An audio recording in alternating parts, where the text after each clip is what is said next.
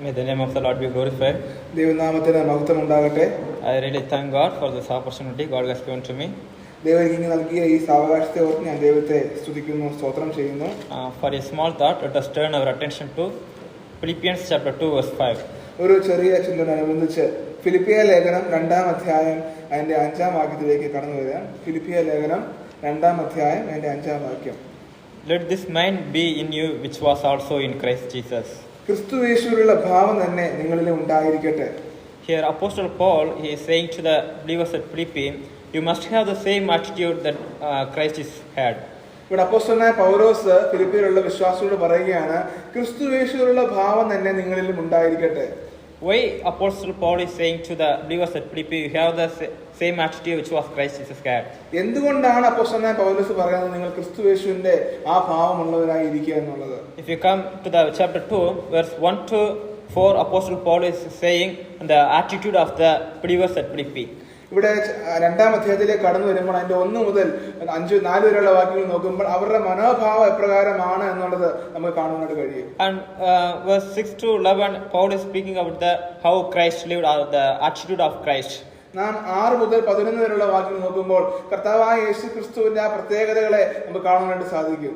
So in between the two character, Paul is saying to the believers at Philippi, you have the attitude which was Christ Jesus had. ഈ രണ്ടിന്റെ ഇടയ്ക്ക് ഇത്രയും കാര്യങ്ങൾ പറഞ്ഞുകൊണ്ട് അപ്പോസ്തലനായ പൗലോസ് പറയുകയാണ്, അതുകൊണ്ട് തന്നെ നിങ്ങൾ ക്രിസ്തുയേശുവിന്റെ ഭാവമുള്ളവരായിരിക്കുക. The reason is they are living and they are having some kind of attitude, but Paul is saying to them, you should not have this attitude, you should have what attitude Jesus Christ had. അപ്പോസ്തലനായ പൗലോസ് പറയുകയാണ്, Philippi വിശ്വാസികളുടെ അവരുടെ സ്വഭാവത്തെ കണ്ടുകൊണ്ട് അല്ലെങ്കിൽ അവരുടെ മനോഭാവത്തെ കണ്ടുകൊണ്ട് അപ്പോസ്തലനായ പൗലോസ് പറയുകയാണ്, ക്രിസ്തു എപ്രകാരമായിരുന്നുവോ ആ ഭാവം തന്നെ നിങ്ങളിൽ ഉണ്ടായിരിക്കണം. How they lived, if you come to the verse 1 to 4, we can see they are in this assembly, they are doing many activities, but they are doing for their selfish ambition. നാം 2-ാം അധ്യായം 1 മുതൽ 4 വരെ വാക്യങ്ങൾ നോക്കുമ്പോൾ എന്താണ് അവർ ചെയ്ത കാര്യം നോക്കുമ്പോൾ അവരെല്ലാ കാര്യങ്ങളും ചെയ്യുന്നുണ്ടെങ്കിലും സ്വയം പുകഴ്ചയ്ക്ക് വേണ്ടിയുള്ള കാര്യങ്ങളെയാണ് ഫിലിപ്പി വിശ്വാസികൾ ചെയ്തത് എന്നുള്ളത് കാണാനായിട്ട് കഴിയും. And second thing is they are not respecting others, they are putting down others. മാത്രമല്ല മറ്റുള്ളവരെ ബഹുമാനിക്കാനോ മറ്റുള്ളവരെ അവരെ ബഹുമാനിക്കാനോ അല്ലെങ്കിൽ അവർക്ക് പ്രാധാന്യം കൊടുക്കാൻ ശ്രമിക്കുന്നില്ല. And the third thing is they are not considerate about others. മറ്റുള്ളവരെ കരുതാൻ തക്കവണ്ണമുള്ള മനോഭാവം ഇല്ലാത്തവരായിരുന്നു. So it was the attitude of the believers at Philippi. ഇങ്ങനെയുള്ള മനോഭാവമായിരുന്നു ഫിലിപ്പിയിലുള്ള വിശ്വാസികൾക്ക്. That's why Paul is saying you should not have the attitude which now you are having. അതുകൊണ്ട് തന്നെയാണ് അപ്പോസ്തലനായ പൗലോസ് പറഞ്ഞത് ഈ ഉള്ള മനോഭാവം അല്ല നിങ്ങൾക്ക് വേണ്ടത് എന്നുള്ളത്. But you should have the attitude or mind which was also in Christ Jesus. കർത്താവായ യേശുക്രിസ്തുവിൽ ഉണ്ടായിരുന്ന അതേ ഭാവത്തോടു കൂടി ആയിരിക്കണം നിങ്ങൾ എന്ന് അപ്പോസ്തലനായ പൗലോസ് അവിടെ പ്രബോധിപ്പിക്കുന്നു. How Christ lived? എങ്ങനെയാണ് നമ്മുടെ കർത്താവായ യേശുക്രിസ്തു ജീവിച്ചത്? We can see in verse 6 to 11. നാം 6-ാം വാക്യം മുതൽ 11-ാം വാക്യം നോക്കുമ്പോൾ നമുക്ക് അതിനെ വ്യക്തമായി കാണാനായിട്ട് കഴിയും. Verse 8 we are seeing he humbled himself. നാം 8-ാം വാക്യത്തിലേക്ക് വരുമ്പോൾ തന്നെ താഴ്ത്തിയവനായ ഒരു കർത്താവ്. And verse 7 we can see he taking the form of a bond servant. നാം അവിടെ നോക്കുമ്പോൾ അവിടുന്ന് ദാസരൂപം എടുത്തവനായ നമ്മുടെ കർത്താവ്. And he coming in the likeness of man. മാത്രമല്ല മനുഷ്യ സാദൃശ്യനായ നമ്മുടെ കർത്താവ്. And he became the obedient to the point of death. മരണത്തിനോളം അവിടുന്ന് ക്രൂശിലെ മരണത്തോളം തന്നെ അനുസരണമുള്ളവനായി തീർന്നവനായ നമ്മുടെ കർത്താവ്. So here Paul is saying you have to humble how Christ humbled himself. അപ്പോസ്തലനായ പൗലോസ് ഫിലിപ്പിയിലുള്ള വിശ്വാസികളോട് പറയുകയാണ്, കർത്താവായ യേശു ക്രിസ്തു എപ്രകാരമാണോ തങ്ങളെ തന്നെ താഴ്ത്തിയത് അതുപോലെ ആ താഴ്മ നിങ്ങളുടെ ജീവിതത്തിൽ ഉണ്ടായിരിക്കണം. So you have some attitude, but that is not Christ Jesus had, but you have the attitude which was in Christ Jesus. നിങ്ങൾക്കുണ്ടായിരിക്കുന്ന മനോഭാവമല്ല നിങ്ങൾ മുമ്പോട്ട് പുലർത്തേണ്ടത്, മറിച്ച് കർത്താവായ യേശു ക്രിസ്തുവിൽ എങ്ങനെയായിരുന്നു കർത്താവായിരുന്നത് ആ മനോഭാവത്തോടു കൂടെ നിങ്ങൾ ആയിരിക്കണം. You are doing many works with selfish ambition.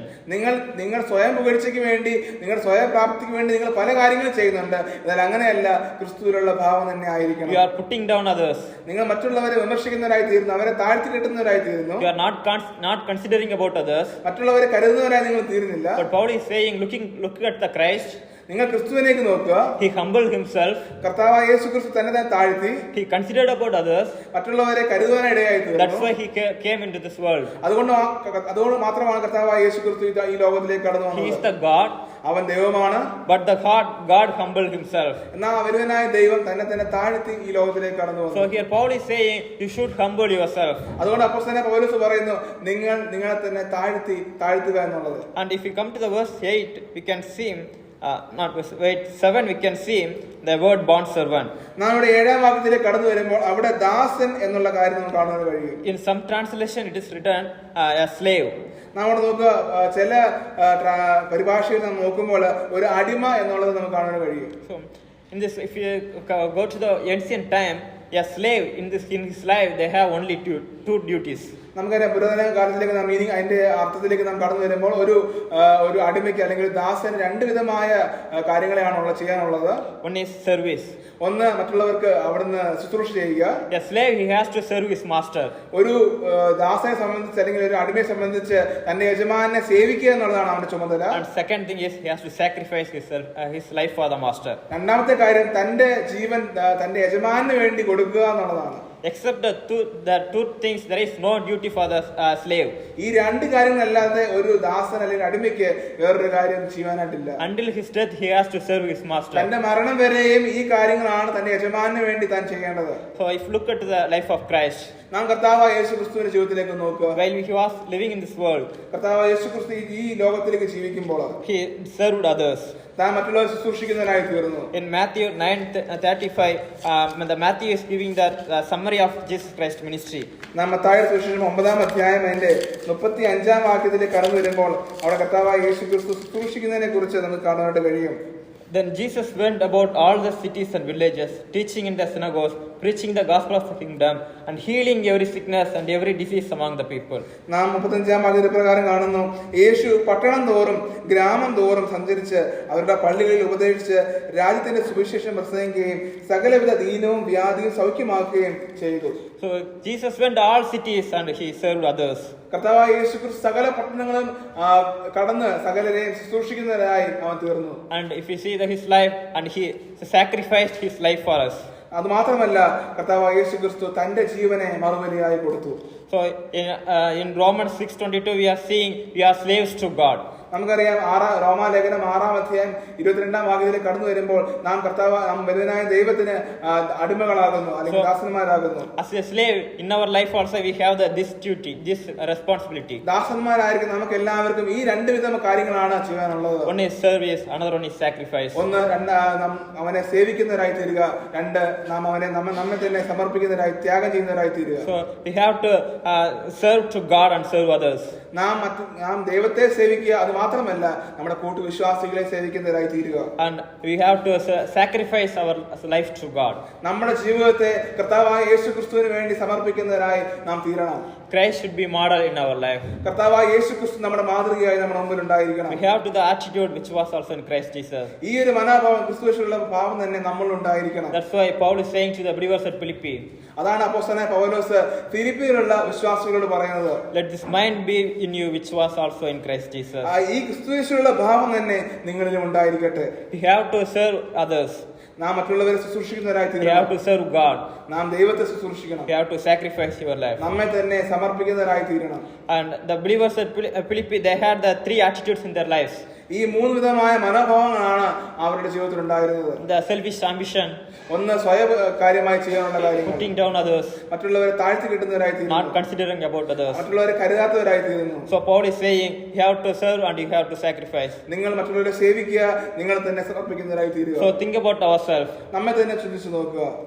Are we in this assembly also we are doing many attitude, many services. നമുക്കറിയാം നാം ഒരു സഭയായിട്ട് പലവിധമായ ശുശ്രൂഷകൾ നാം ചെയ്യുന്നു. But which attitude we are doing?